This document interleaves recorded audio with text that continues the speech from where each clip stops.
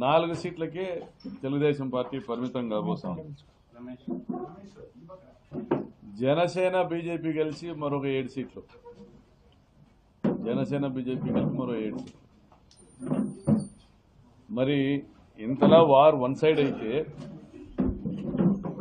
మరోవైపున తెలుగుదేశం పార్టీ వాళ్ళు ఏదైతే చంద్రబాబు నాయుడు వారసులు ఉన్నారో 2 ఔన్సులు వేయాలా, పేకాడి పడుకోవాలని చంద్రబాబు నాయుడు ఏదైతే ఒక సందేశం ఇచ్చినాడో దాన్ని ఫాలో అవుతున్నటువంటి జూదగాళ్ళు టీడీపీ పార్టీకి సంబంధించిన వాళ్ళందరూ కూడా ప్రజల్ని పేకాడేసుకున్న వాళ్ళు గతంలో ఇప్పుడు ఎన్నికల్లో పోగొట్టుకున్న డబ్బును సంపాదించుకోవడానికి